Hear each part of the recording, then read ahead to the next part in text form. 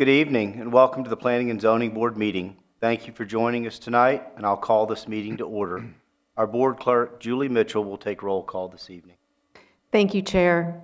Diane Mayo is absent this evening, but the following board members are present: Sal Camarada, Boshana Etten, Chris Johnson, Mike Roselli, Jeff Moncrief, Sean McAndrew, Andy Coe, Ruben Moore, and Ken George. Thank you. The Cary Community Plan will continue to be the guiding document for this board.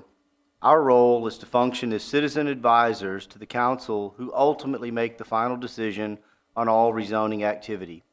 We recognize that not all rezoning requests are supported unanimously by members of our community, but we do strive to balance the impact of increased building density required to support our growth with maintaining the historic charm and character of the town of Cary. The Cary Community Plan was initially developed in 2017 through a very thorough and thoughtful collaborative effort between Cary's citizens and our town government. The chapters of the plan include live, work, shop, engage, shape, move, serve, and act. This plan can be found on the town's website. Your citizen opinions based on the Cary Community Plan document play a very important role in advising our leaders. We encourage our citizens to refer to the plan and provide feedback that is based on the guiding principles of the plan as it relates to rezoning requests in question. While this is a public meeting, it is not a public hearing. There's no opportunity for the public to speak during this meeting. If you do have comments about any of these items, we encourage you to reach out to staff by email or phone. You can also reach out to the board members through email, or alternatively, you can contact your council directly through email or during the public speaks out portion of any regularly scheduled council meeting. These meetings may be streamed live on Cary's website and will be posted to YouTube. All past Planning and Zoning Board meetings are available to view on YouTube. Now we would adopt the agenda for today's meeting. Would someone like to make a motion? Any second? Second. All those in favor? Aye. Any opposed? All right. And then now we need to also approve our regular meeting minutes. Is there a motion to approve the minutes from our November 18th, 2024 meeting minutes? So moved. Second. All those in favor? Aye. Any opposed? All right. With that, we're prepared to move forward into our cases. Our first item on the agenda is 22 REZ 21 Middleton Avenue Townhouses rezoning. Aaron Puckett, our principal planner, will share the staff's presentation. Following the presentation, the applicant will share their remarks. All board members will have an opportunity to ask questions of staff and the applicant. Ms. Puckett, you may proceed. Thank you, and good evening, board.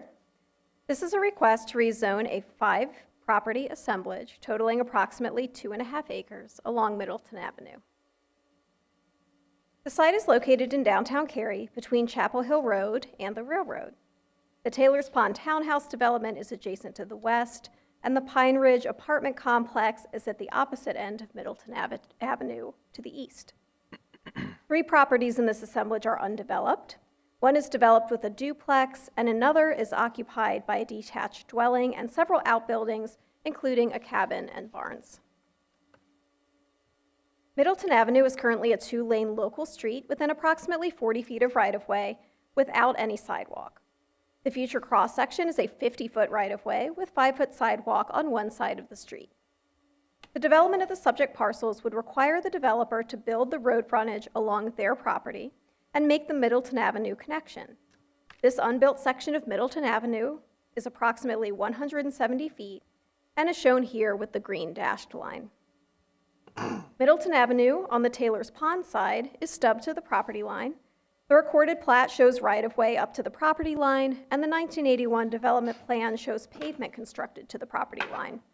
Field determination of these conditions would be completed at time of development plan review.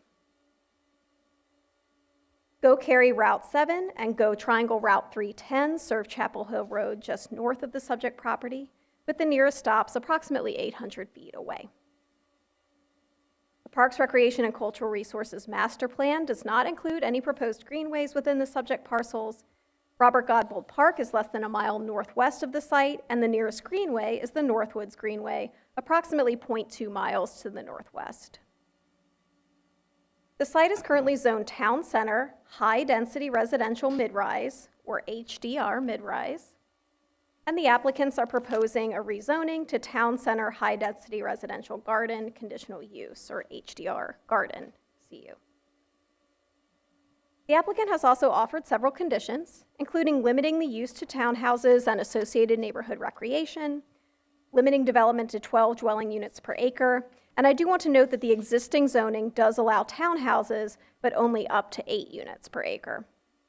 Providing a minimum of 1,200 square feet of community gathering area, which is double the LDO requirement, constructing a 2-car garage for each unit, providing a 60-amp receptacle for future EV charging in each garage, and constructing all dwelling units with 4 windows on rear facades. There are also 2 historic preservation conditions, which include preservation of the log cabin on the 317 Middleton Avenue property within a historic preservation easement, and salvage of the historic windows and doors of the dwelling at 317 Middleton Avenue.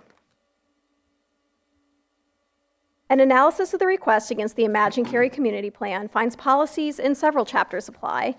The provision of townhouses can generally support LIVE chapter policies related to housing choice and the associated work policy that supports smaller housing types. The proposal would also provide a higher density project on an infill site. A similar shape policy also speaks to infill, and staff observed that while the proposal does provide infill development, the challenging site geometry, which splits up this block of Middleton Avenue, could also limit the opportunity for additional infill in this area in the future. The existing zoning district permits a variety of residential types, including townhouses and multifamily, but a larger assemblage would be needed to permit multifamily under the current zoning at this location. Regarding transitions, townhouses are a logical use transition to the Taylor's Pond townhouses to the west, but staff do have concerns about the lack of transition to the railroad for the future residents of this site. The SHAPE chapter also encourages strategies to maintain Cary's high quality of development. Provision of additional gathering space and garages for all units can partially speak to this, although again, the lack of a buffer between homes and the railroad appears in opposition to this policy. Additionally, the challenging size and shape of the site means that achieving townhouses on the southern portion of the assemblage would likely result in orienting homes to front the rear of others, which would not ensure an aesthetically pleasing or cohesive design. Development of the assemblage would require completion of the Middleton Avenue connection, which supports the MOVE chapter. We note this connection would also be required if the site developed under its existing zoning. Regarding the SERVE chapter, while no specific conditions are offered for buffers or other tree preservation strategies, density in areas already served by infrastructure and in proximity to downtown or other mixed-use areas can achieve efficiencies related to services and reduced vehicular trips. And wiring for future EV charging is also offered. As noted previously, there is an assemblage of buildings at 317 Middleton Avenue, including a house, barn, shed, and log cabin, which date from around 1930. Given the age and the condition of the buildings, staff previously arranged a site visit with Capital Area Preservation, or CAP, to assess the buildings for historic significance. CAP visited the site where they identified that the main house, barn, and shed did not retain historical integrity. However, CAP did recommend that the historic doors and 6/6 sash windows from the main home be salvaged for reuse. CAP also noted that the log cabin on site retained much of its historic integrity and recommended the structure be preserved. The applicant has offered 2 conditions related to historic preservation, as noted previously, which would preserve the log cabin on the site within a historic preservation easement and salvage the primary structure's historic windows and doors for reuse. The inclusion of these conditions does further historic preservation master plan goals. The properties are within the North Academy sub-area of the downtown special planning area. The North Academy sub-area is described as an area envisioned to accommodate more intense development, have a highly connected multimodal network, and foster connected, cohesive sub-areas. This assemblage is located in what the Imagine Cary Community Plan identifies as a supporting neighborhood within the sub-area. The plan notes that change in this area may occur over time, as individual property owners redevelop. Redevelopment here offers opportunities to provide housing options near downtown and incorporate walkable design. The Cary Community Plan shows medium-scale urban residential development, such as townhouses and multifamily, within these supporting neighborhoods. The plan also notes the North Academy sub-area contains many historic structures and resources and recommends these be protected and that redevelopment or infill be sensitive to those structures. Completion of a missing street connection and preservation of a historic cabin can support this vision. On the other hand, the challenging assemblage could limit opportunities for connected, cohesive development in these supporting neighborhoods in the future. A neighborhood meeting was held in November 2022. 6 citizens attended and voiced concerns primarily around the Middleton Avenue connection and associated traffic and safety concerns. Staff has continued to receive a number of calls and emails about this case and also met in person with nearby residents on several occasions. We have heard continuous concerns about the required connection, as well as questions about widening or sidewalks along the existing portions of the road. Citizens have also voiced questions about the long-range plan and about opportunities for traffic calming in the area. A public hearing was held in July of 2023. There were 5 written comments and 5 speakers. Concerns voiced were again largely around the road connection, as well as questions and concerns about drainage and the required buffer adjacent to Taylor's Pond. Council had questions for staff about the connectivity requirements, opportunities for sidewalks or traffic calming, questions about buffers, and a suggestion for buffering the development from the railroad. And since the public hearing, the applicant added a condition to ensure windows on the rear facade of units. Overall, staff's analysis found that the proposed use and density is supported by some LIVE chapter policies and the related work chapter policy. Townhouses are also a supported use within the North Academy subdistrict of the downtown special planning area. The required road connection is also consistent with the MOVE chapter, although, as noted, it would be an LDO requirement for any development at this location. Preservation of the historic circa 1930 cabin and salvaging of materials supports historic preservation goals and related policies in the North Academy sub-area of the downtown special planning area. Regarding shape policies, the dissimilar uses of townhouses and railroad right-of-way are not buffered as recommended by the transitions policy of the shape chapter, and the challenging assemblage lends itself to less desirable site design, contrary to the high-quality development policy, even though larger gathering space is offered. The assemblage is a small infill site near downtown where such development is generally supported. However, the disconnected nature of the assemblage, located in the middle of this block of Middleton Avenue, if developed on its own, could hinder additional redevelopment and infill in this immediate area, which does not appear to fully support shape and special planning area policies. The special planning area also notes that while redevelopment is anticipated to occur slowly as parcels redevelop, cohesive connected development is also important in these areas. This concludes my presentation. The applicant's representative, Glenda Topp, is here to present the applicant's comments, and then I'm available for your questions. Thank you.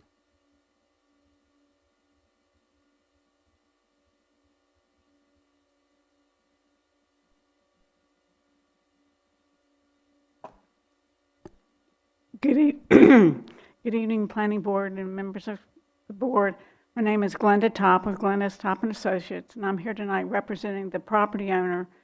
Would like to point out that we submitted the application in August of 2022, and we had our public hearing in July of 2023. And since then, we've been working very closely with staff in trying to get to this point.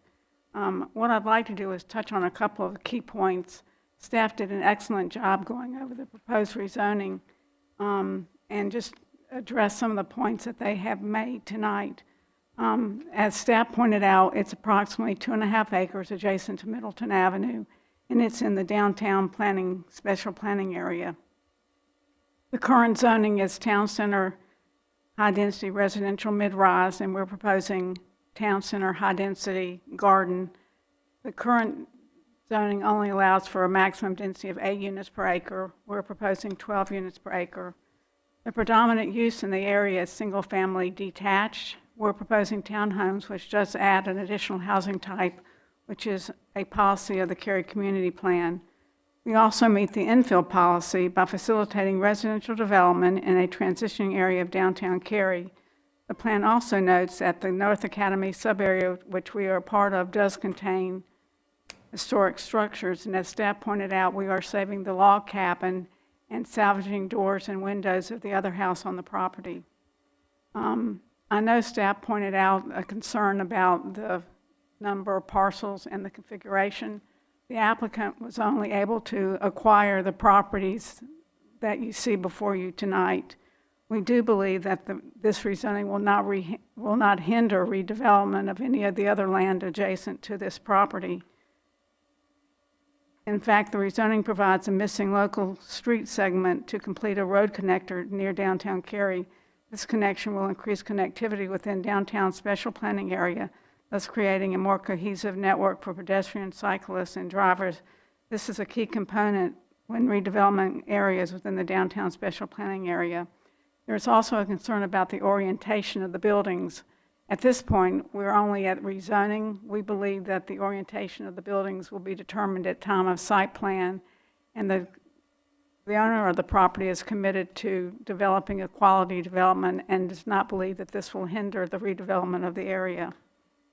There is also a concern about the railroad. I want to pass out the relationship of the property to the railroad and the elevation. We believe that a buffer is not needed given the elevation. We did add that we would have 4 windows along the rear of the building.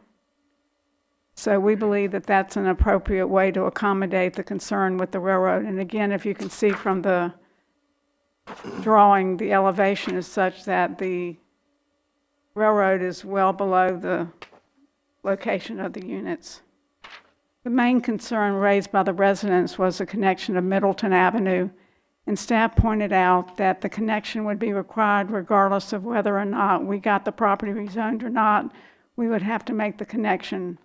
So that concern we feel is already being addressed. In summary, we believe that we meet multiple policies of the Cary Community Plan, both in what I've gone over and what's in staff's report. And we'd be happy to answer any questions, and the owner of the property is here and the engineer. Thank you. Thank you. So I guess at this point, we would allow for some questions. You want to start? I think I started down on the right last time. So Ken, do you want to start with any questions related? Do you want to start on your end, or does anyone? Yeah, that's fine. I can go. A couple of things for clarification. Where do they're preserving the windows and the doors? What does that mean? They're storing. The town is going to store them somewhere. The developer is going to store them somewhere.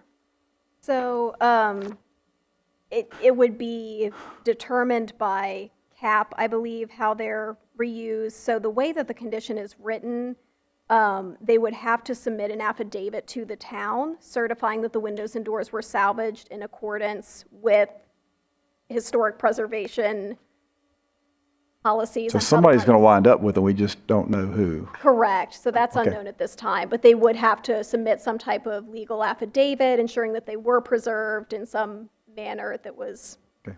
approvable by CAP. Okay. I'm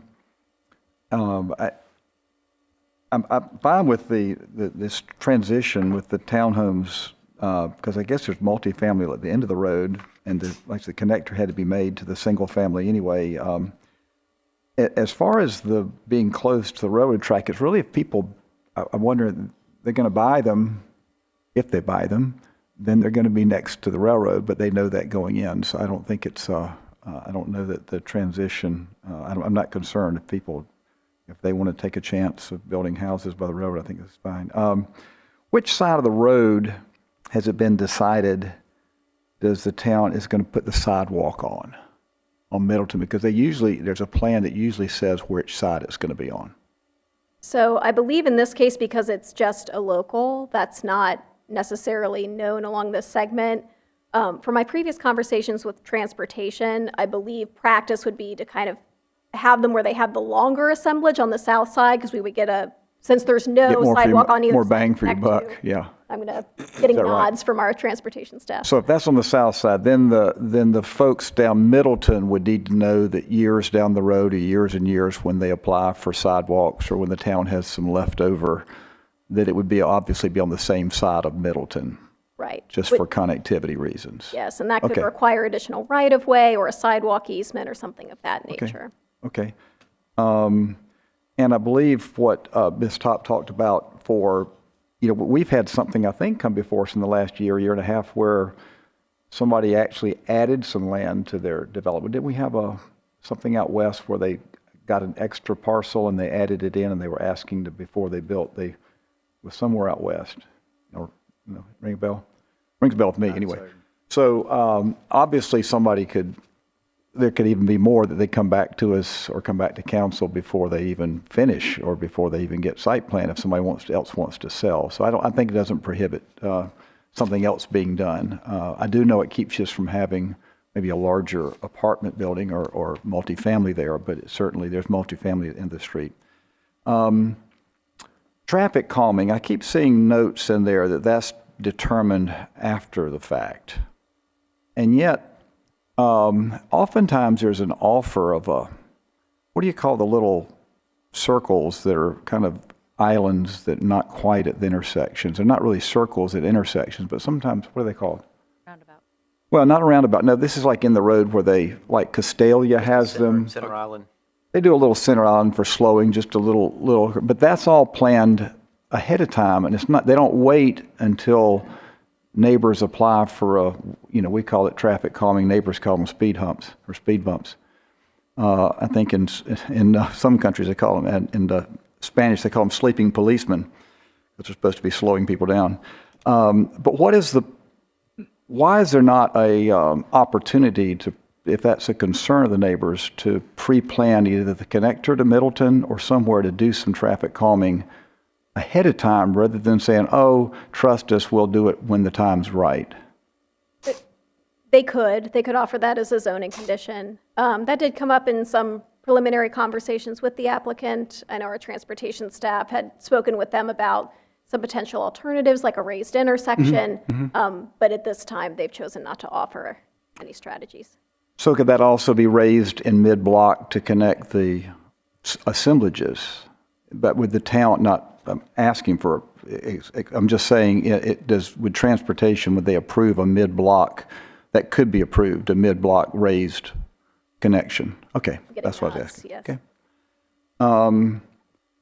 Well, just in general, I look down at the serve point and say we're going to improve air quality, and yet we've got serve chat policy 9 protecting the urban tree canopy.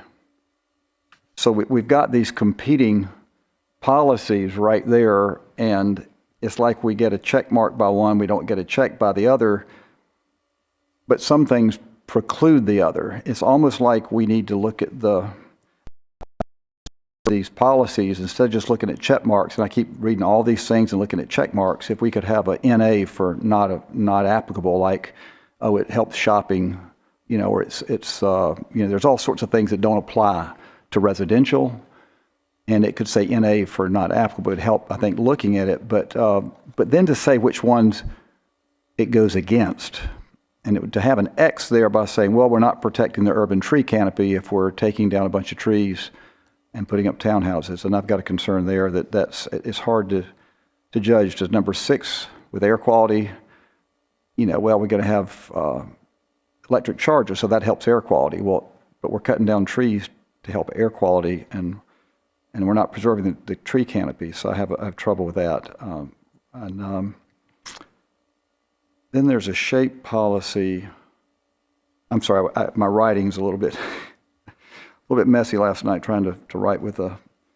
Obviously the connectivity is not the applicant has to. That's got to be connected anyway, and it's not. We've got competing policies in the support for infill development and support for tree canopy. So we got oh, let's develop the infill, oh, let's support the tree canopy. So it's like we've got these dueling policies, and so I struggle with that. But no more questions. Oh, it makes, yeah, you've answered them. Thank you. Ruben, do you have any specific questions related to this? Yeah, just a couple. Looking at the railroad cross-section, not having been out to the site, I'm wondering if there's any variation or much variation in the elevation from the tracks up to the top of the hill. I mean, is it a very flat area and it's pretty consistent like this, or is there any up and down in that bluff elevation? That's something that I'm not aware of. We typically wouldn't see the slopes and everything until time of development plan, so that's a detail that staff unfortunately doesn't Because if have. there is any variation in the elevation of that bluff where the trees comes down, then the statement they're trying to prove here wouldn't necessarily, or as true, would be a variation. The applicants may have more information about that if you'd like them to speak to it. Staff does not have that level of detail at Okay, this time. I'll invite the opportunity.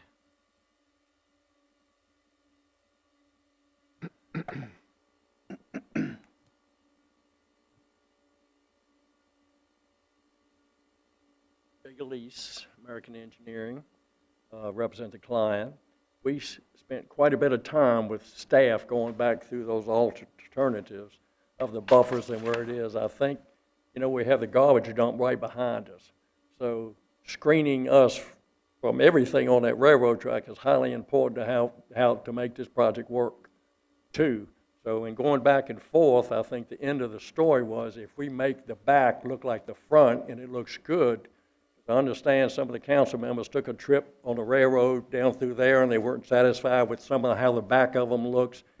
And no matter what happens, if the back of it looks good and it looks like the front and it's highly polished, then we feel like that's a safeguard if anything happens to the trees. I talked to the railroad and they say they have no way are they going to cut those trees down through that area down through there. And they have like a 200-foot radius down there. So we felt like the money in the back of the buildings was well spent in how to do that. So.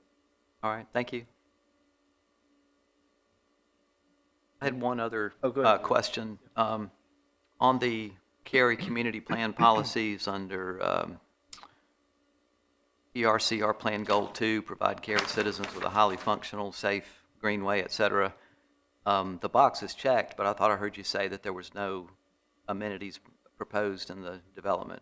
Yes, and for better or worse, that's just sort of been the way we've always filled out that chart, is we kind of say the move and the engage policies always apply because there are certain LDO requirements that apply. So for example, for residential, there's a park fee that comes into play, things of that nature. So the check just means that those policies apply to the case, not necessarily that they're met or not met.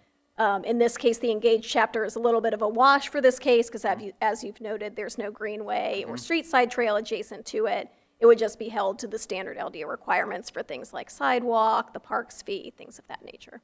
One reason I wanted to bring that up is it looks like there's an opportunity. Don't know if anybody's looked at it.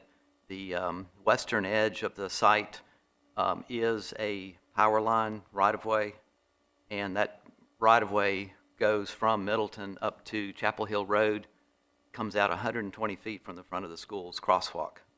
And if that was made a section of greenway, you could walk from not just the development, but all the residential areas in that general area could have a very direct access to the school. Yeah, so I don't believe that's a segment that's shown on our plans, but if that's something that, for example, the applicant wanted to look into with staff, I'm sure that's something that our transportation and planning staff could speak with them about. I'd like to encourage that and see if they would do that. That's all I have, Chairman. Okay, thank you. Andy? Yes, just a couple of questions, and both of them really revolve around the extension. That seemed to get the most feedback and a lot of commentary back and forth. And I guess just curious, it seems like with the buffering issue and with potentially the extension, along with that, the traffic calming have come up quite a bit, but I don't see that there's been any conditions or that maybe they've been addressed. So really, I guess, looking for response from the applicant as to what the rationale was to not address those concerns. And that's something that certainly staff would be open to continuing to discuss with them if they had some strategies they want to propose for things like traffic calming. Right.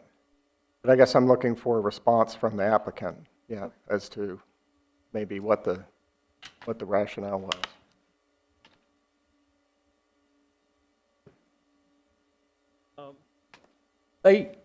We talk with staff and talk with everybody during the process of this going through.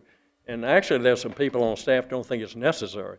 You've got two streets that have a dead end right there. You've got a small amount of traffic that's being added to it. So they decided, the last thing I heard from is let's just take a look at it when we get to the site plan of it, because we don't want to spend money when it's not necessary. And there's quite a few of them that don't think it's necessary for any calming down there just because of what we're adding.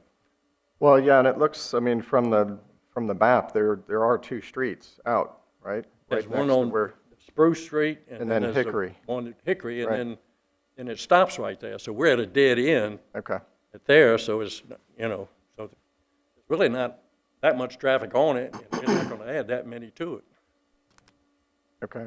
And then for the buffers, I guess a response on, Well, they didn't have any buffers, and we didn't need any on either side of what we're doing. They have one on the left where the apartments are, but it didn't seem to be any necessary for where we're standing and what we're doing to add any additional buffers. We put quite a bit of money and committed quite a bit of money when this thing started off to save the log cabin and put it up there as a gathering spot and make it a nice spot, a destination, so to speak, where we've got benches and they've got the signs on what it is and when it was built, and putting that up on the front. So, and providing some parking spaces there, so that would be a center point that people, if they wanted to come and take a look at it, it would be available to them. okay, all right, thank you. No further questions. John? Aaron, with the existing zoning, what kind of buffer requirements are there? And then what is the actual change by going to the new zoning requirement? Right, so buffers are use dependent rather than zoning dependent. So again, townhomes are allowed in the existing zoning at a slightly lower density than what's proposed. So then we also have the situation where we're within town center zoning, no perimeter buffers are required. So technically none are required to the north, the east, or the south against the railroad. The only required buffer, because where you see on this slide the zoning line where the TR green zoning is just outside of town center. So that's the only required buffer, which would be a 20-foot type B, I believe, along that perimeter. So there's sort of what's the LDO requirement, and then where does the plan direct us with those vegetated buffers or other transition strategies? Thank you. Yeah, can I follow up? Because I read that, so it's 20 feet, but it's only 10 if they've already provided 10 on the other side. Is that a condition you wait until site development, or do we know that there's already a 10-foot buffer on the other side? We would have to verify. The development plan is old enough that it wasn't entirely clear, to be honest with you. So we'd have to research it a little further, All right, have them thank you. survey it. Mike, do you have any questions? No. Chris? No, I had a few, but they've been answered already. I have one. Is there a height requirement as well, like a? There Dimension. is, 45, and I believe it's actually, again, the same in the existing zoning district versus the proposed zoning district when we're speaking specifically to townhomes. So it would be a 45-foot height maximum. Okay. And were there any champion trees that were identified on the site? So for a conditional use rezoning, they wouldn't do a tree survey this early in the process, so that would be a development plan issue. And if they were identified, then preservation would be the priority. If preservation was impossible, we would look for replantings. Okay, that was my leftover questions. Thank you. Sal, do you have anything? Yeah, just a couple questions and comments. I'm with Ken on, what happens to the windows and the doors. I mean, so they're preserved, but does anybody track it? I mean, so, and then on the log cabin, could that be moved to a park location or someplace where I would think we get better use out of it someplace else. And so, are they allowed to, first, I guess, is the question, whether they do or not. Sure. So the way that they've offered the zoning condition, it does commit to preserving the cabin on the site. I assume that was probably somewhat intentional. As you noted in my script, our downtown special planning area does talk about sort of preserving those structures in place and working around them. Now, it wouldn't have to be in the exact place it is, but somewhere on that same site. Okay. So they will be preserving it there within an easement.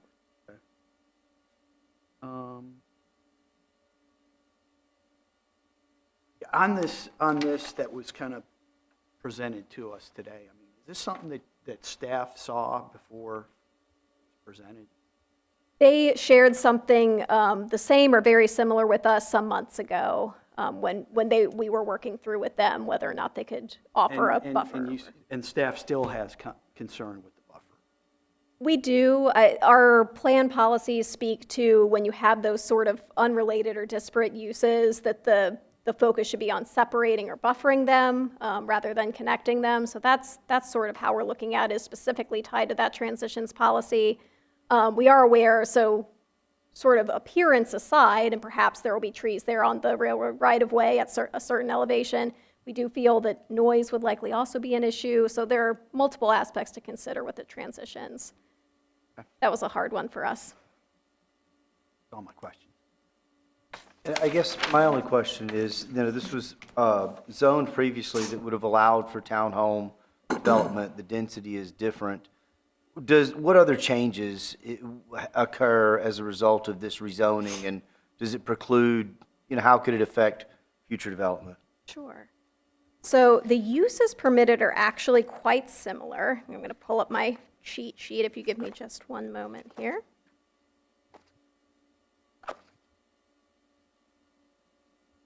So the uses are similar. Actually, I think I have it on a slide I can share with you. That's where I have it.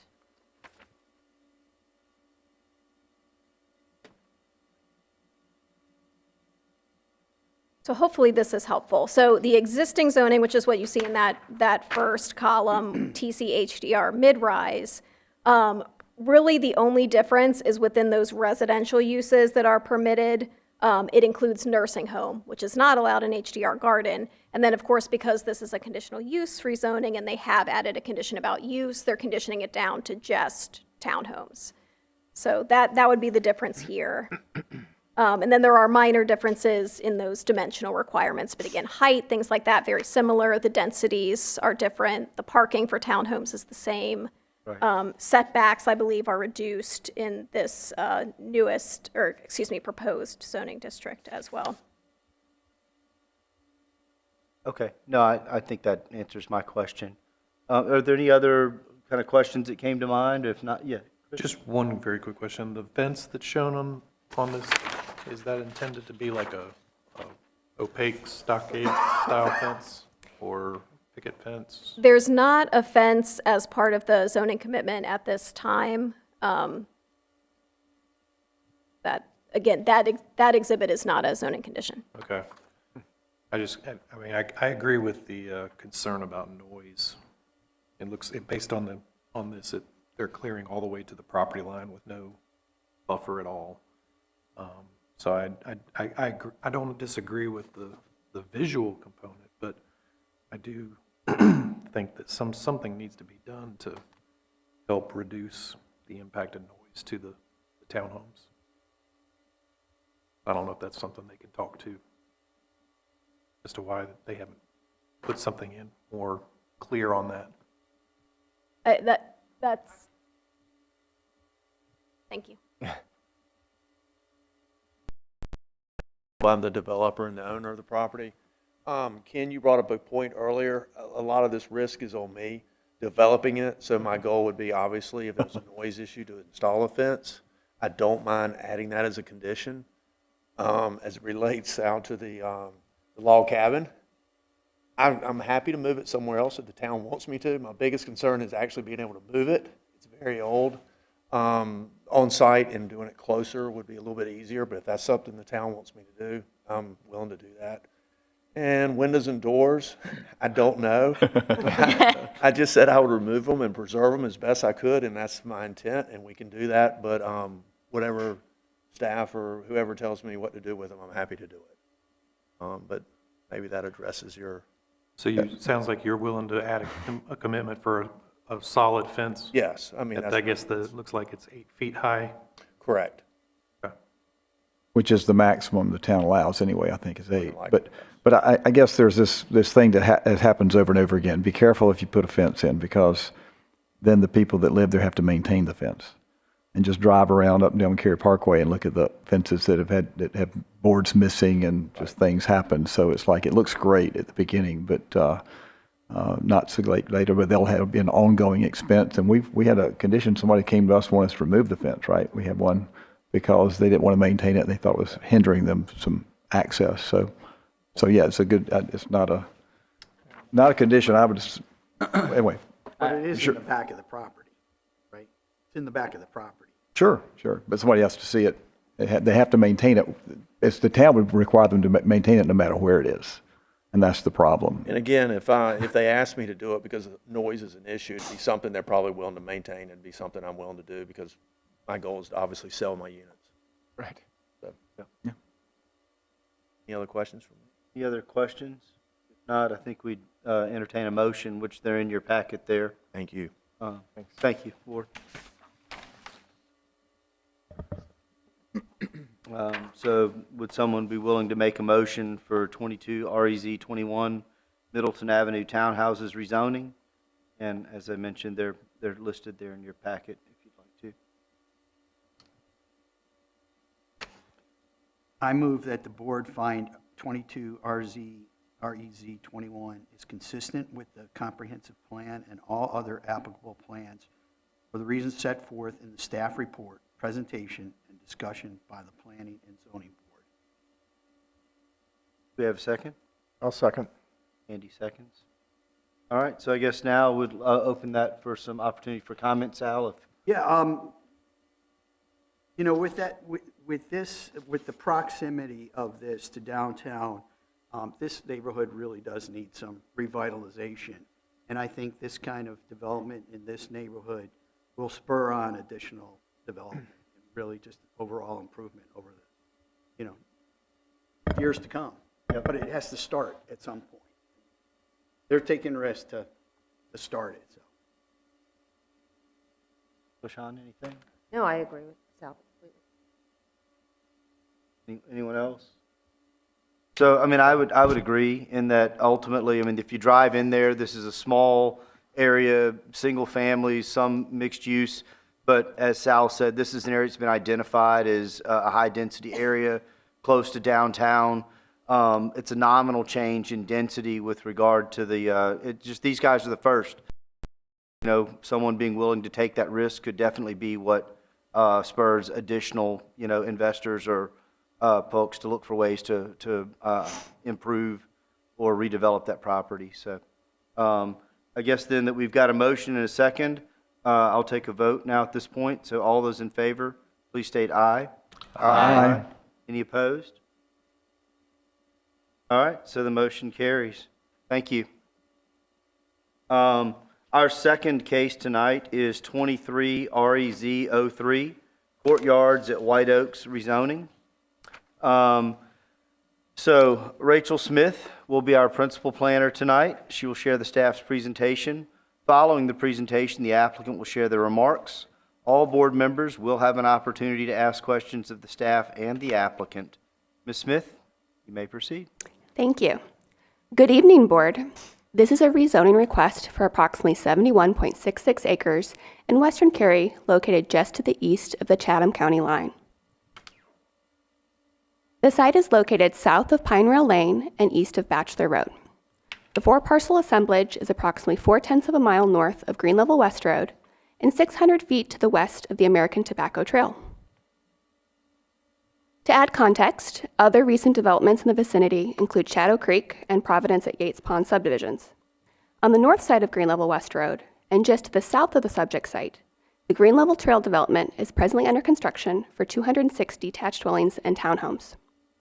To the south of Green Level West Road are neighborhoods under Apex's jurisdiction.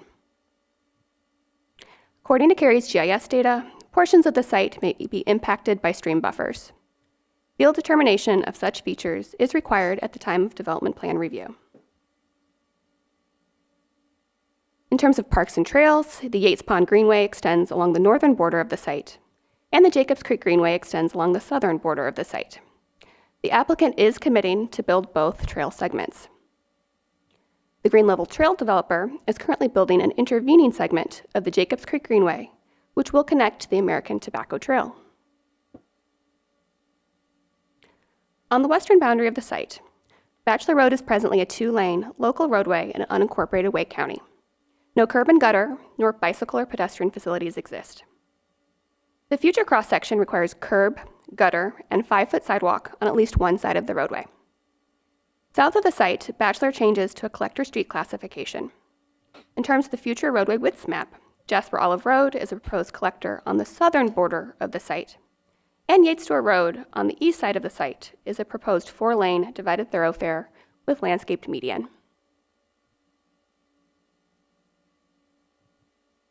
The developer of the Green Level Trail development is building the portions of Jasper Olive Road and Yates Store Road which serve their development. And the Courtyards developer will build these roads along their site frontage. Collectively, these roads will provide a second point of public street access to Green Level West Road and the larger roadway network for both the subject site and the roughly 4 dozen existing homes on Bachelor Road. This picture is of the Yates Store extension. It was taken on December 6, looking north from Green Level West Road. The construction of Yates Store Road is expected to be completed in the near future, providing access to the southeast corner of the Courtyard site. There is no current or planned transit service in the immediate vicinity of the subject property. In terms of the existing zoning, the 2 southernmost parcels are located outside of Cary's corporate limits with a Wake County zoning of R40 watershed, and an annexation petition has been submitted. The 2 northernmost parcels were annexed and zoned Cary R40 CU in 2016 with a condition limiting uses to detached dwellings only. No development has occurred on the site since 2016. The applicant is proposing to zone the entirety of the site Transitional Residential Conditional Use, or TRCU, via the application of initial Town of Cary zoning for the southern 2 parcels and a rezoning action for the northern 2 parcels. The proposed zoning conditions include limiting uses to detached dwellings, townhomes, and neighborhood recreation. A maximum of 140 units may be detached dwellings and 32 units townhouses, and a combination that does not exceed 170 dwelling units. All lots will be deed restricted, with 80% housing a person at least age 55. The minimum lot size for detached dwellings is 6,000 square feet, which is 1,000 square feet more than the LDO requires for the TR zoning district. And the townhouse lots will be at least 28 feet in width, which is 8 feet wider than the LDO would require. All units will be pre-wired for electric vehicle charging. The minimum community gathering area will be at least 20,000 square feet.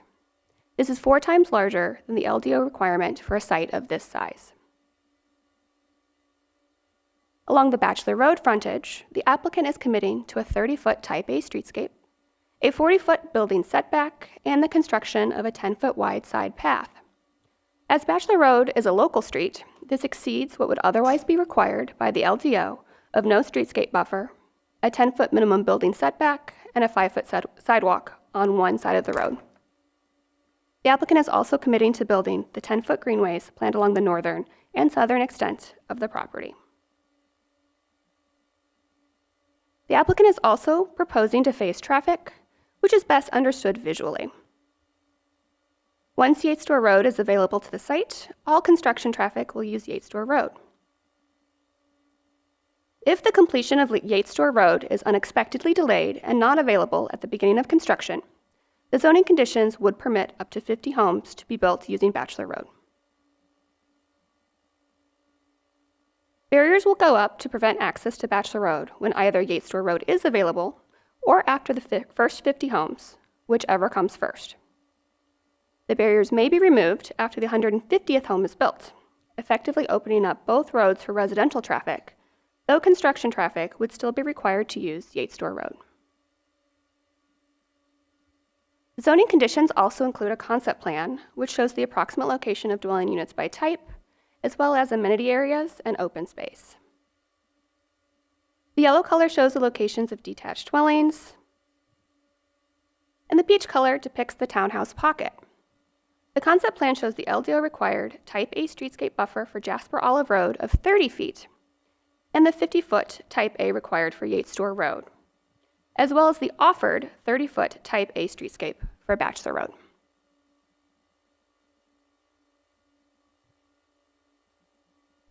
Staff has evaluated the requested rezoning against the Imagine Cary community plan. The site is located within the Green Level Special Planning Area, which is described as beginning the gradual transition in density moving west from NC 540 towards the Chatham County line. This site, which is shown by a blue star, is located in the neighborhood's west of Flat Branch sub-area. Policy guidance provides an aggregate max density of roughly 2.5 dwelling units per acre for the sub-area. Context-sensitive and historically sensitive design should preserve Green Level's character, with development being shielded from collectors and thoroughfares.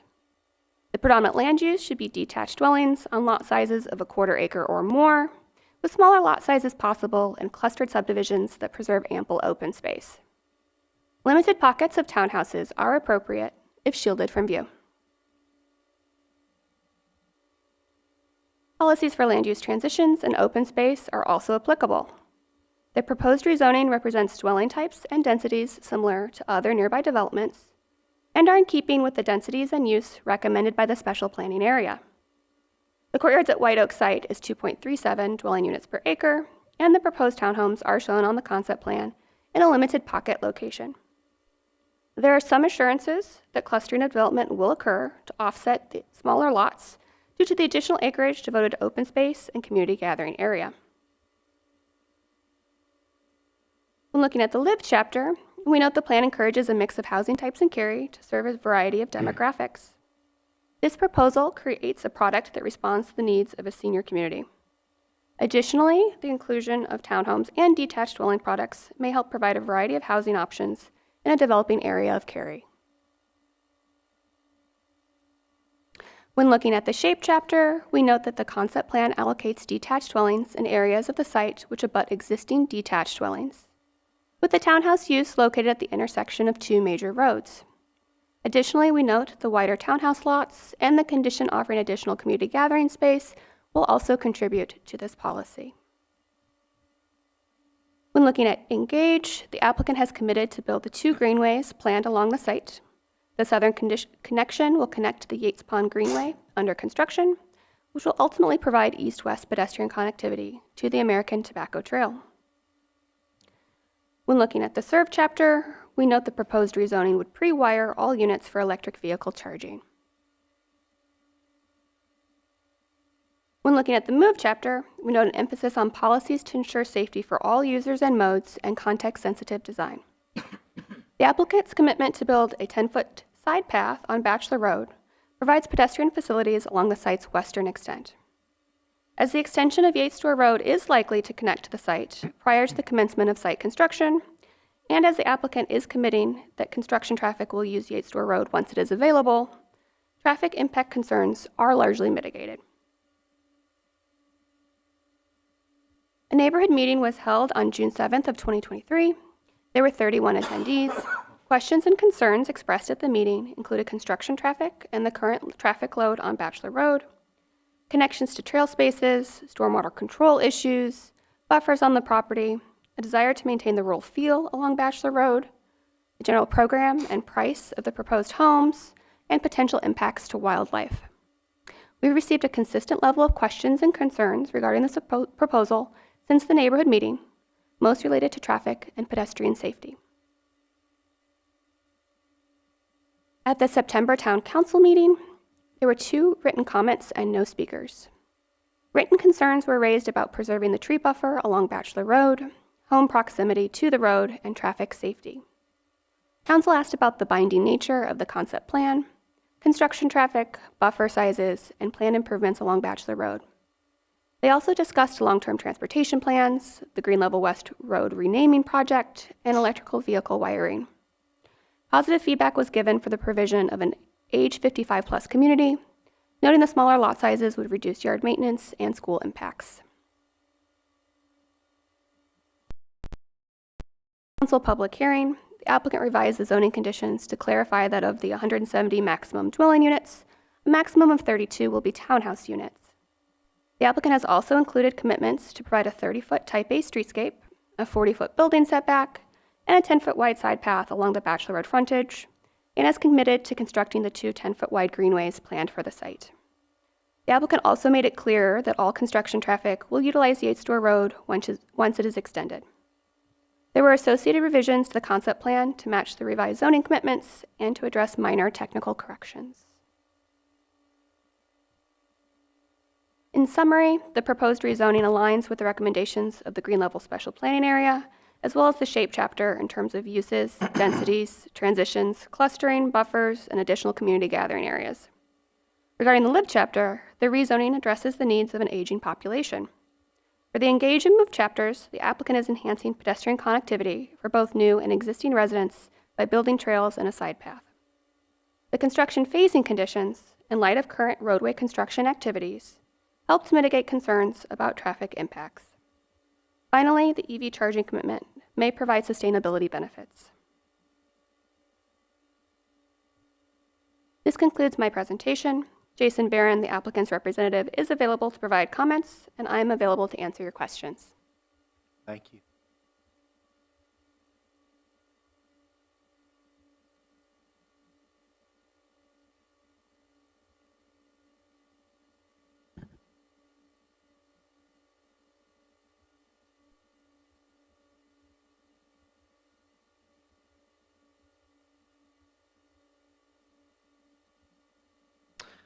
Good evening, Mr. Chair, members of the board. Jason Barron with Morningstar Law Group here on behalf of the applicant. Joining me tonight are Epcon Communities. Epcon is the proposed builder and developer of this site. Excited to be here this evening. This is a case that was filed in 2023. The process of getting here, as you all are aware, sometimes can be laborious, but ultimately it's designed to produce what the Cary Community Plan envisions. You know, the Cary Community Plan, and Mr. George, you pointed out an interesting facet associated with the Cary Community Plan. It's a combination of policies, and some policies don't agree with other policies, but that's the point of a policy-based document. Ultimately, what all of the policies are designed to do, if you look at the Foundations chapter, which speaks to the vision of Cary, all of the policies that you review associated with these cases are designed to make sure that high-quality development continues to be the hallmark of what Cary does. I'm synthesizing that, I'm summarizing that, but generally speaking, if you read what the vision statement is at the beginning of the Cary Community Plan, that's the purpose. That's what this case is all about.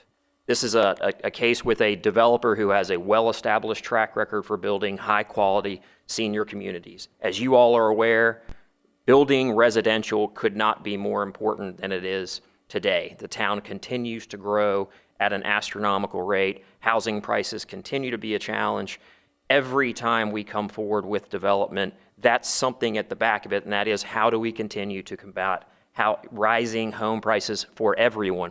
That's especially true for seniors, especially in this particular area. There is not a lot of dedicated senior communities in this portion of West Cary. And what's interesting for a development like this, and so this development is age restricted, it's up to a total of 170 homes. It's a combination of single family detached and townhomes. What's unique about a senior community and why the townhomes are so important for a development like this, not only because they're in pockets and that's what but from a big picture standpoint, the townhomes in a senior community offer not only price variety, but also offer an opportunity for somebody to move out of their larger senior home into a townhome. So in a lot of communities, in your typical kind of market rate community, the idea behind the townhomes is potentially provide a housing option as people are moving up kind of the ladder. We want to move into the townhome, then we want to move into the larger home, and then the larger home.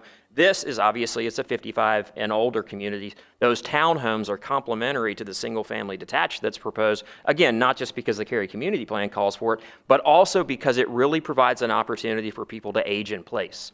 And that's what senior communities are designed to do fundamentally. That's what EPCON specializes in doing, and that is providing age in place opportunities for folks who are living in this area. And so when they decide they want to sell the 5,000 square foot home that sits on the quarter-acre lot, which there's a lot of those in West Cary, along comes a development opportunity like this with smaller lots.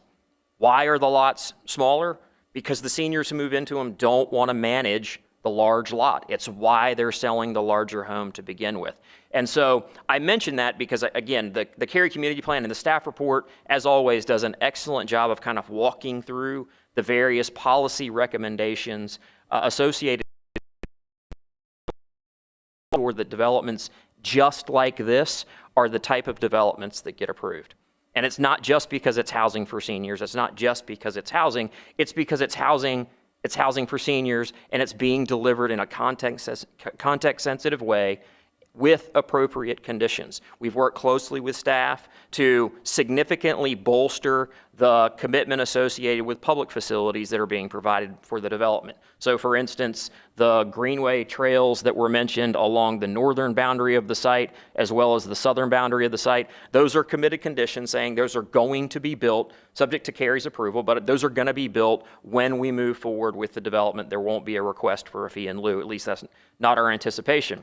The Bachelor Road, as was mentioned in the staff report, I think it is important because Bachelor Road has been a focus for my client from day one, because the people who live on Bachelor Road live in kind of larger lot county development. I've lived in that for years. I have lived in it before. So I understand, and my client has been highly sensitive to making sure that whatever happens associated with this development will have a minimal impact on the quality of life that people that are living over there off of Bachelor Road currently will have. That's one of the reasons why we have the condition limiting the number of homes that can be built exclusively off of Bachelor. We're limiting that to 50 until Yates Store Road is open. And I'll talk a little bit about Yates Store Road here in a moment. But also, it's why we have gone to the length that we have to provide the conditions associated with Bachelor Road.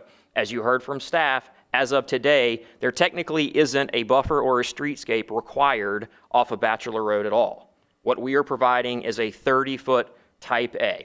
Additionally, Bachelor Road is only planned to have a sidewalk on one side of the road, much like you heard in the other case. Well, we are committing to going ahead and putting in that sidewalk along our frontage on Bachelor Road. But we're taking it one step further, and we're making it a 10-foot wide multi-use path, which we hope not only will provide connectivity for our residents, but ultimately it will connect to the greenway that goes along Jasper Olive, and it will hopefully connect communities that continue to develop in this area. And I do think that's an important point because, again, it relates to the focus that has been paid as it relates to this development on the Bachelor Road experience, recognizing that those folks on Bachelor Road are different than what's going on with Yates Store Road and Jasper Olive. As was noted in the staff's presentation, there's an existing development that essentially serves as our eastern neighbor and our southeastern neighbor. That is an MI Homes community that's currently being built. You saw a photo that was taken as of December 6th showing the status of Yates Store Road. My client went out today, I can tell you, and took some additional pictures. Yates Store Road is built to the northern tip of our site. We anticipate that by the time this zoning case gets approved, knock on wood, by the town council, that this condition associated with access on the Bachelor Road will resolve itself. That Yates Store Road is going to be open. Everything we've heard from the developers of that development indicates that their plan is to have lots platted, if not by the end of this year, then real early in 2025. In order for them to do that, the roads have to be completed, and they got to be ready for us to plug into. So I just wanted to touch a little bit on that. I know we've been kind of working with staff to make sure that we do something that is context sensitive, responsive to the neighbors who are concerned about traffic, and we believe we've done that with the condition that's been proposed. But I think ultimately from an access standpoint, all of this is going to go away, and Yates Store Road is going to be the front door to the community. It's how the community will address the public. So again, I'm not going to spend a whole lot of time reiterating a lot of what's in the staff report. Staff has done a great job of highlighting those. I did kind of want to tell you the why behind the case, and we think the why is very consistent with the town's overarching vision associated with why you want to figure out how these policies ultimately will culminate in a high-quality development that will deliver key housing for a sector of our community that continues to grow. So with that, we're here to answer any questions that you all may have, and we would respectfully request you all's finding of consistency with the Cary Community Plan. Thank you. Thank you, Jason. Does anyone have any questions? Anyone, first and foremost? I have, go ahead, start down there. Go ahead. Start I there was this going to time. allow for Yeah. free flow, but Free- whoever's ready. Free for all. If you have any No questions, Sal? questions. Lashana? I'm good. No, I actually appreciate that it's a 55 and over is considered to this level, because I think there's a huge need in our community for that, and we don't have enough of it. So I do appreciate that, and I think that helps us kind of thinking about rezoning this. Definitely is a plus. Just to confirm, did you say that the construction traffic on Bachelor was a concern? Once you've got Yates Store Road built out, that's going to be the primary. Are you going to have an access at all permanent on Bachelor Road? Eventually, yes. You will. Yeah, so, and that, there won't be a direct access from our property in this location. As you can see, we've got an access up here, and there's a road that kind of runs along our northwestern boundary. That ties into Bachelor. The extension of Jasper Olive will connect to Bachelor, and so we will have access from our site onto those roads that will feed to Bachelor.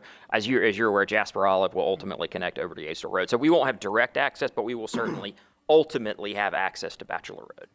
Is it intended for the homes along Bachelor Road to be backing up to Bachelor Road or fronting Bachelor Road, or have you gotten that far?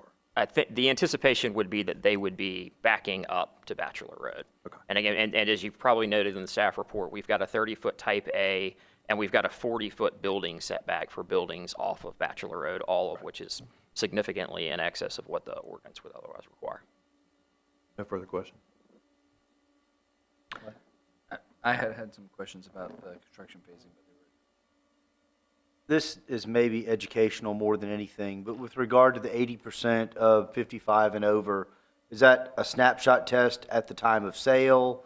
Is that something that's an ongoing? Like, how do you monitor? There's a federal reporting requirement for all of these communities, and so there's an ongoing requirement of the HOAs that manage communities that are senior, that qualify for the federal purposes as a senior community. So there's an ongoing monitoring that occurs at the HOA level. Okay, thank you. No, I got all my questions asked. No questions? No questions. Okay. So when I heard from, you can answer this probably, Jason, so that the 2016 approval to the north is zoned, is that built or just was zoned? Was zoned. Just zoned only, okay, that's what I thought I heard. And the 10-foot side, the path that you're trying to, on Bachelor, to retain the rural feel, then that's going to be just at the side, there's nothing, no markers, no nothing. It's made to blend in. So there's the road, there's a ditch, there's a 10-foot path, and then there's 30-foot buffer. Is that when I hear I want to make sure or is it the 10-foot part of the 30-foot? 10 feet is part of that 30 feet. So there's only 20 feet, and there's only 20 feet of actually type A, because It weaves in and out. it'll weave in and out Yeah, through. and it's not an atypical situation. You often will see 10-foot wide side paths, and I'll let Rachel chime in. But you often I'd like to see understand that a little bit. That was unclear to me. Is there a question for me? No, that is the question, is how the 10 of the 30 is 10 of the 30, and then the 40-foot setback is from where? Oh, 40 foot is from the right-of-way line, from the property line. Property line. And the 10-foot could weave in and out of the 30-foot. Yes, but you would still have to maintain the required planting schedule. So I'm confused how you can have a 30-foot type A, but 10 of it's taken up by a path. It seems like then basically you got a 20-foot type A. So long as you meet the planting schedule, you can have the the path typically within the Okay. 30-foot, but you might see that if the planting schedule is not able to be met, then it would get wider. Okay. Yeah. Okay. And then the question I've got on, I saw that there's a 14-foot, is it on Yates' story on your side? There's a 14-foot bike path that I read that about the cross-section. I think it was on, when you went it was in the staff report where you went through what each had the bike path, the cross-section part of the staff report. Yeah, I know what you're talking about. Okay, you've got that, because there were some that were 10-foot, and there's a 14-foot along, is that on Yeah, Yates Yates Store? Store Road, you're correct. The bicycle lanes in the future cross-section are called to be 14-foot wide outside lanes in both directions. So, and future is now, because this will be built when when you're building your part of Yates Store, is that right? Is the developer, Jason, is that what, because you have a half of it or part of it? We have a portion of it. A portion of it, obviously meeting the same standards. Is that 14-foot in any way separated, or is it just separated with paint? It's a 14-foot, so it's a wider street lane to accommodate the bike. So it's a bike, on- it's a an shared on-street lane. street lane. It's a bike share, not a bike lane. Yep. That wasn't clear from the cross-section. Because it said a 14-foot bike lane. I thought that's a lot of space for bikes to go. But you mean there's a 14-foot lane that'll have a bike share lane on it. That's my understanding, but I'll- Okay. We have transportation staff. Transportation's here. Thank you. Yes. So our typical application for multi-lane roadways is that outside lane will serve as a shared lane, so it will carry both vehicles and bicycles. It will be 14 feet in width, a little bit wider so that you can pass within those lanes. And still just with paint, no reflectors, no bumps, no The only- pipes, no nothing, just Yeah, the only thing you'll see just paint. is the white skip lines, and then that's Okay. And then, the whole thing about, obviously, Jason, I appreciate your comments at the beginning, because it is difficult trying to say, okay, we're not preserving open space if we're building houses, we're not, the air quality, all this stuff, but we're trying to make high quality. I realize that. I do have a staff question on this, and I know you've got this written in there, but I'm going back to one of our previous meetings, and it says in the D2, page 8, about your condition, Jason, for the Yates Road. It says, after Yates Store Road is extended to the site, the zoning conditions propose that barriers will be installed to prevent access from the courtyards at White Oak Development to Bachelor Road until after the issuance of the 150th dwelling unit. You went over that. Once built, the barriers will be removed to allow either use for household traffic. However, per zoning conditions, construction traffic may only use Yates Store Road. Correct. Just last month, when I inquired how we could keep people off of a barrier, I've got the minutes from last month. I inquired about limiting construction traffic through existing neighborhoods post-barrier removal. Staff explained that restricting traffic legally on public roads is not enforceable, and therefore it couldn't be a condition, although unenforceable courtesy signs could be used. So now we've got something that's supposedly enforceable that last month was not enforceable. So I'm not understanding what happened, the difference in why in 1 month. I'm missing why we could enforce it now, but we couldn't enforce it last month.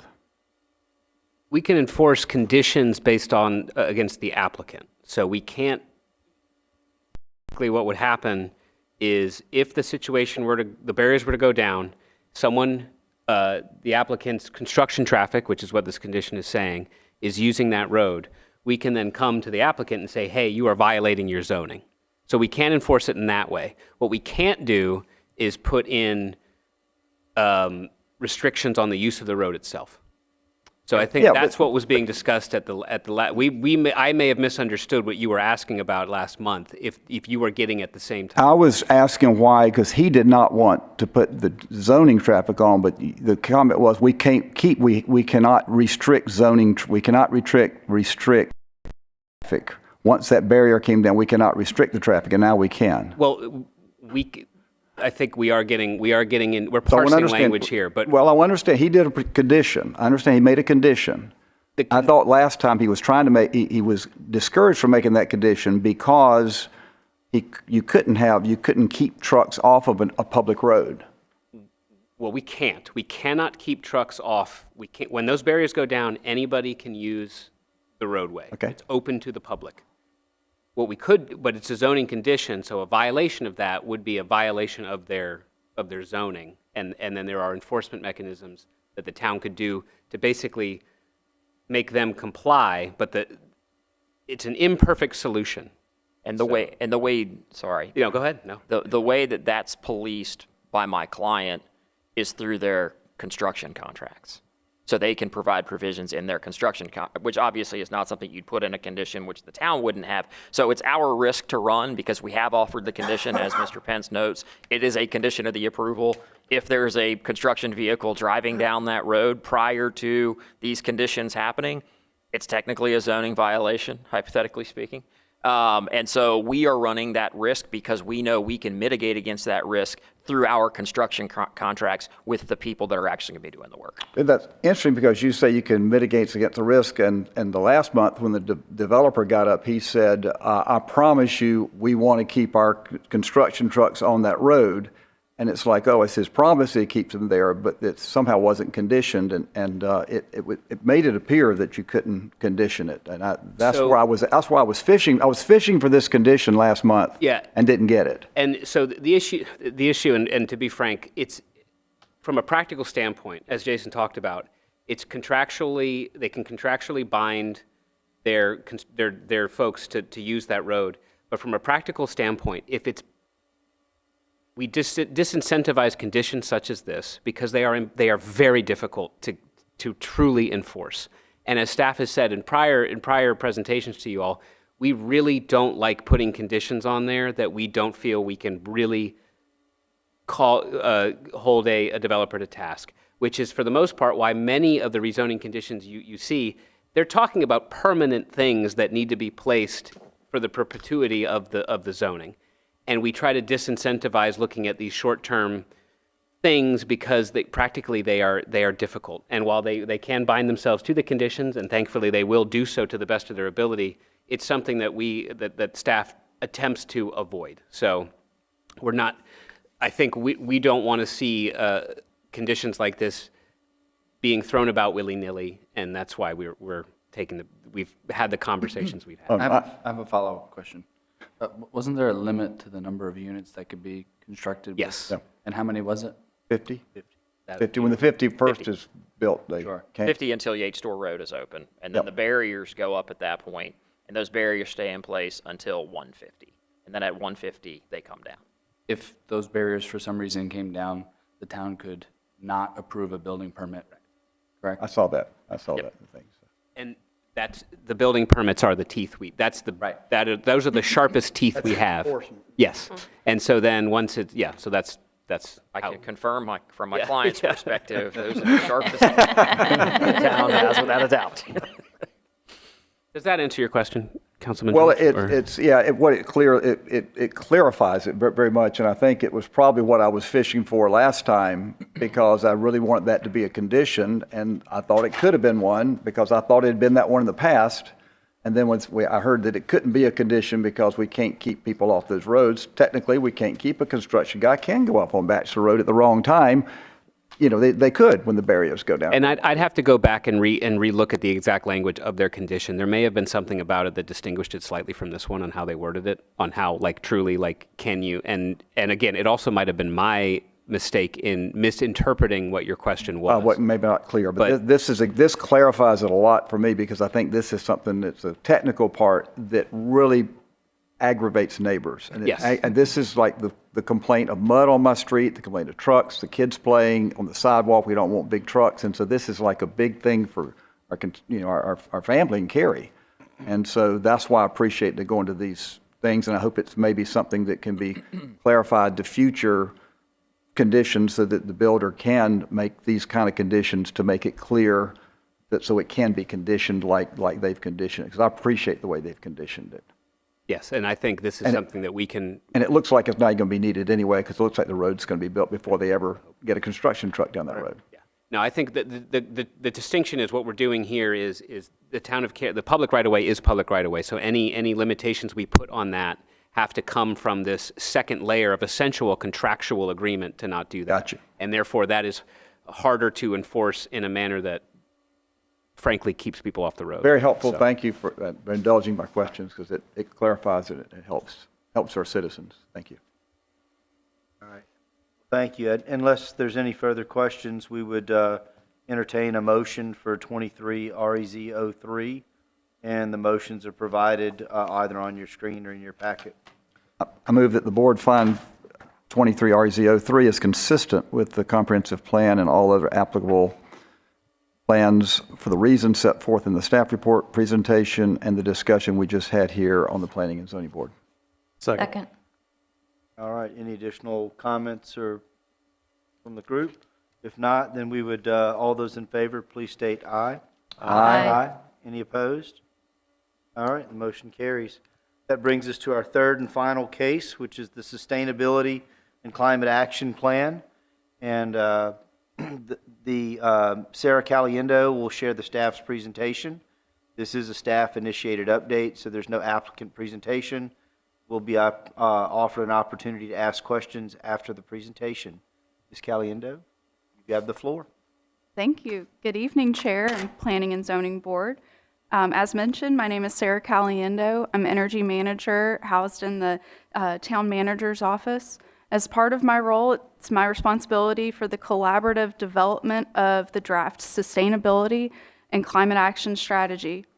Myself and members of the environment staff are boards and commissions, including here tonight with the Planning and Zoning Board.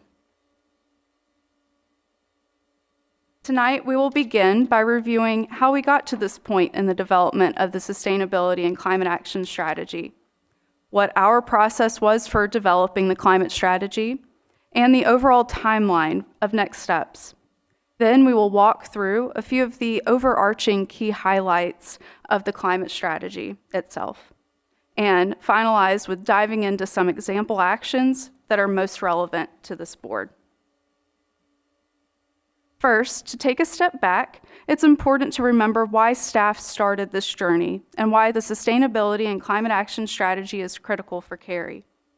We want to ensure everyone in Cary can thrive now and in the future in the face of climate impacts that we are already experiencing.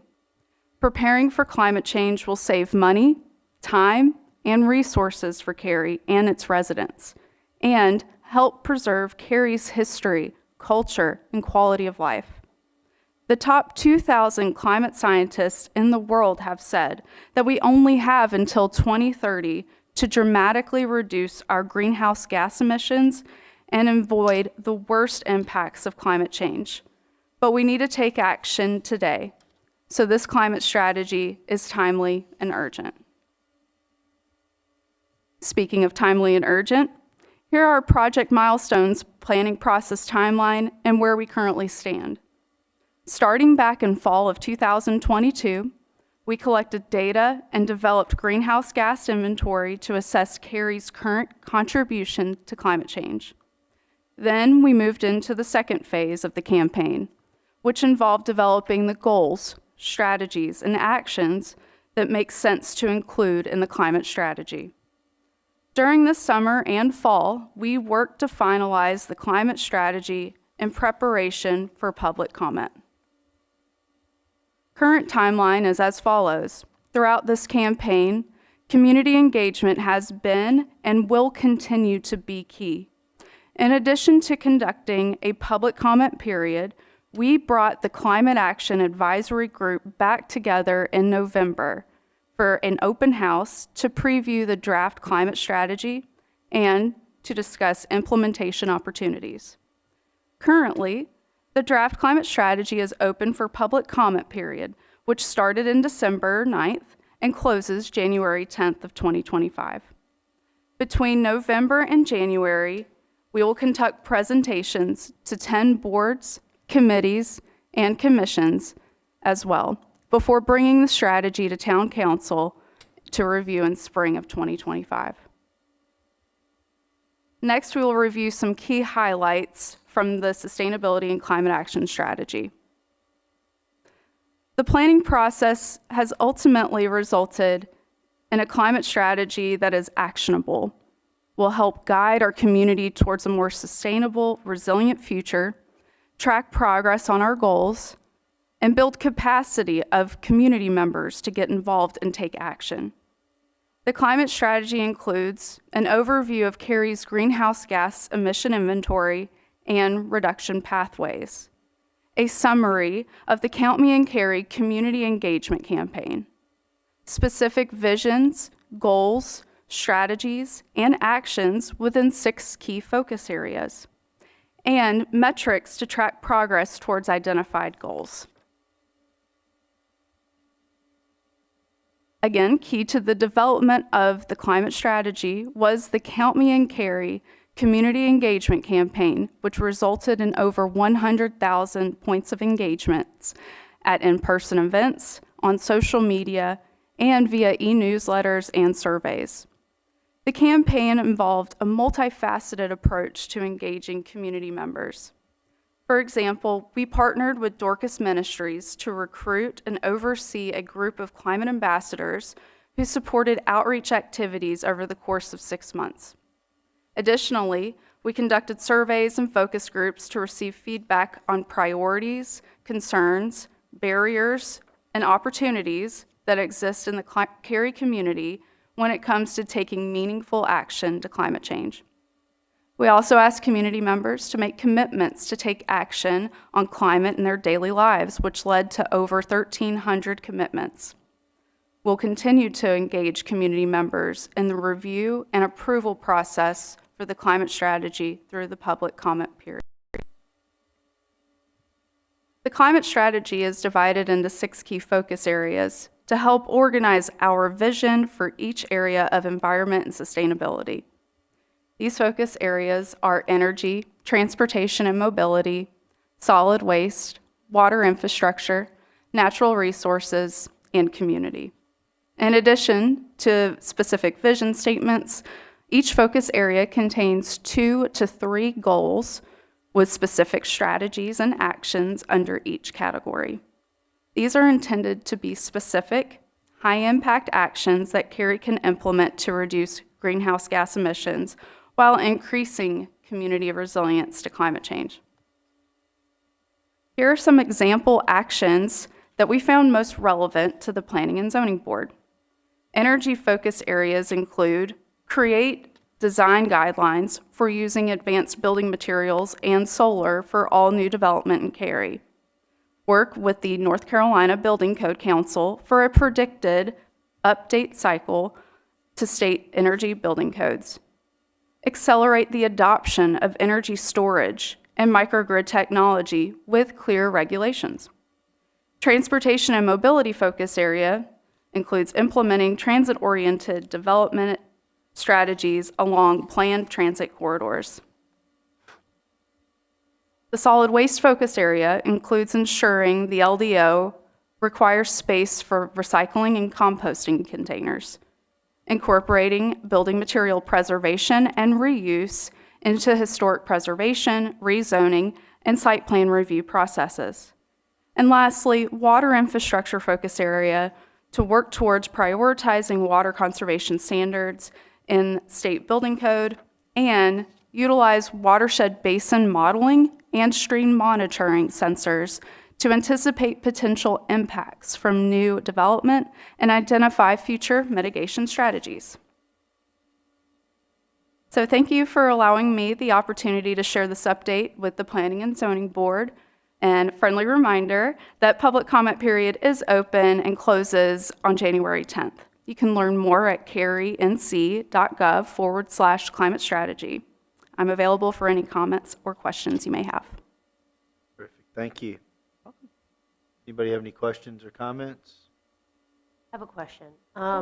So you know how we discuss EV charging as one of our, points that we kind of bring up consistently.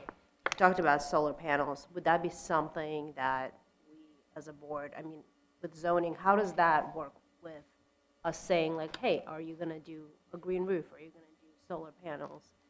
Is that something that we can at all ask for, or as a zoning board, kind of like the way we ask about EV charging? that would promote probably what you're looking to do.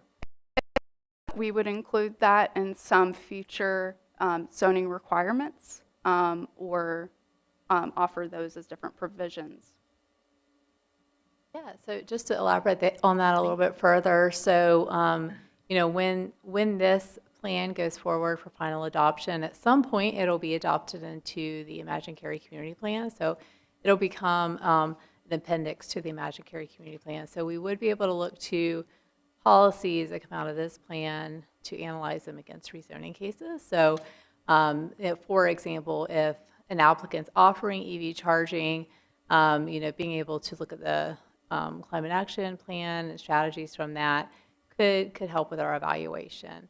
Another step that could be taken could be at some point, perhaps we look at LDO amendments that would build in some or codify some requirements around that, but further study would be needed, of course, for that as well.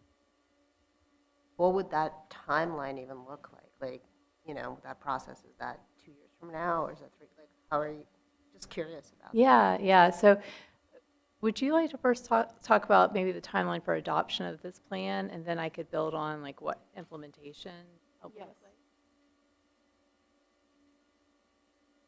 So here's the timeline again. We're anticipating going to council in spring of 2025. Additionally, that is not included as part of this timeline is if and when approved by council, we would then be working internally and externally with stakeholders to develop implementation strategies and blueprints, and then going from there. This, again, I want to share that this is a living document, so this is something that we can grow and build upon.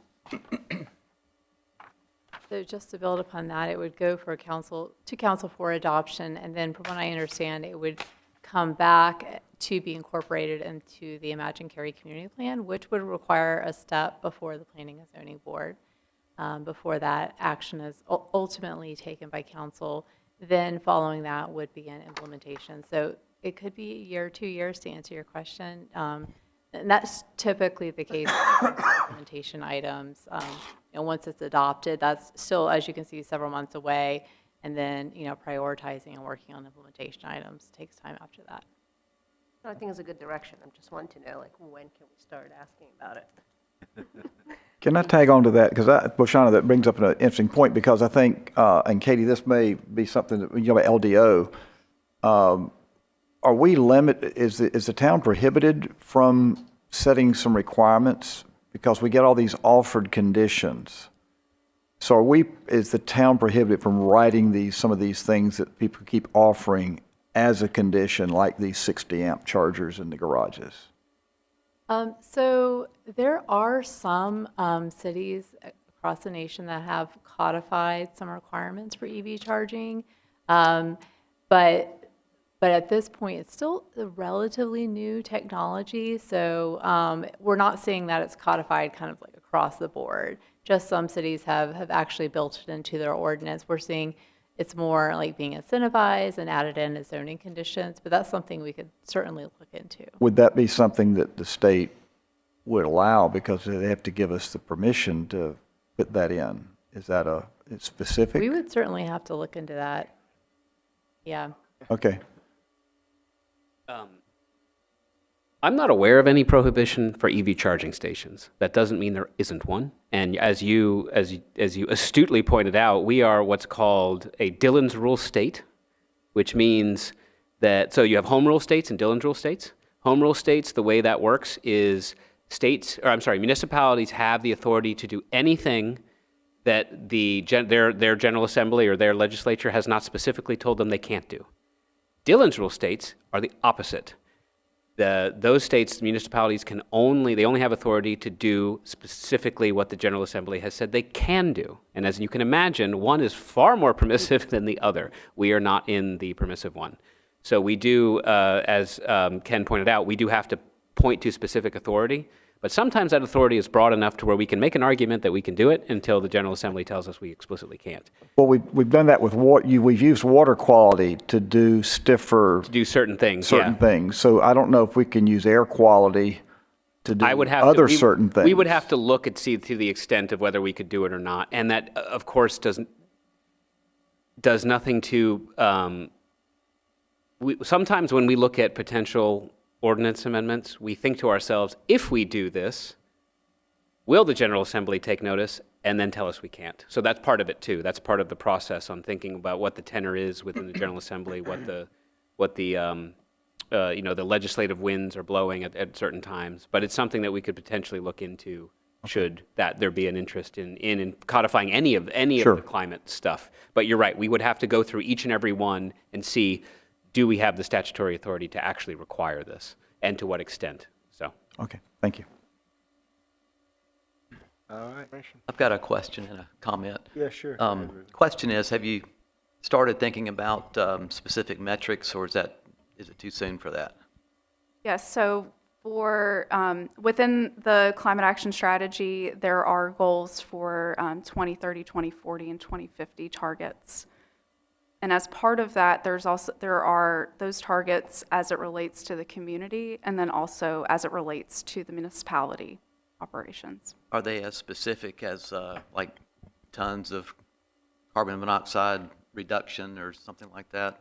Yeah, I encourage you to look inside the plan, and then also it breaks it down by municipal operations, so different sectors by fleet, by building operation, water, infrastructure, and solid waste, and gives us a goal of being near net zero by 2050. All right. I have a comment. I don't know how closely related it is to that, but my background is in traffic engineering, and I'm following what the state is considering doing as far as the gas tax and funding highway construction. And because of the advent of more and more electric vehicles on the road that don't pay the gas tax, the fund for road construction is going down.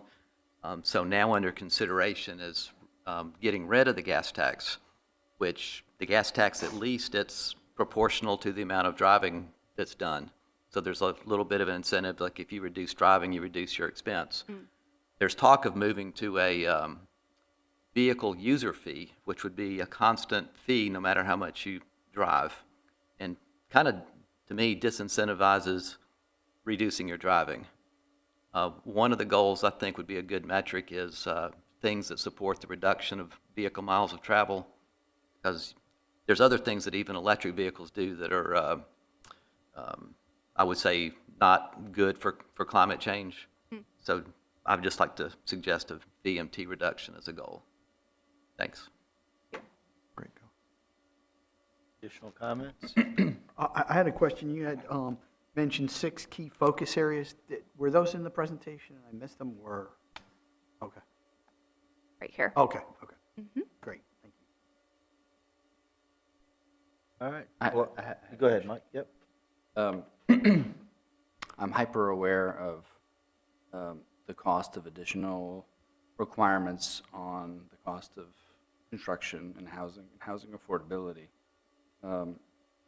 Is it a goal in this strategy to work with the Cary Affordable Housing group to make sure that these specific strategies do not raise the cost of affordable housing in our community, and to those whose ability to find housing in Cary, like the most